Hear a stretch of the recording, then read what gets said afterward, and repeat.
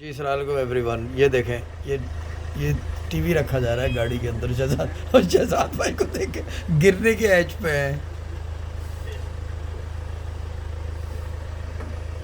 गाड़ी की सीट और सीट मत फाड़ देना यार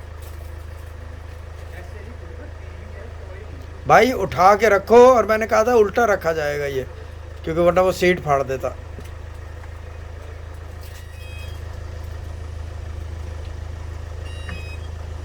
यार ये एलवी से ज़्यादा कंफर्टेबल है क्या ये बॉस के।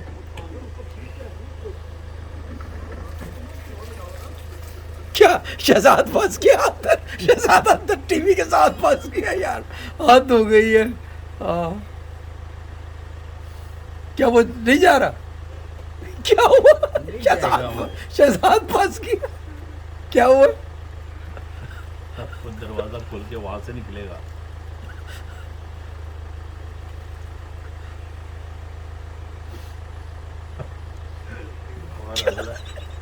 हंसी तो आएगी यार, हरकतें देखो यार, हद हो गई है। कह रहा है वो तुम लोग भी जोर लगाओ ना।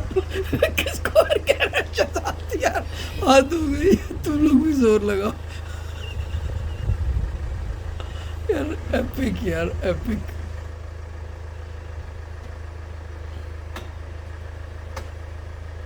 क्या नहीं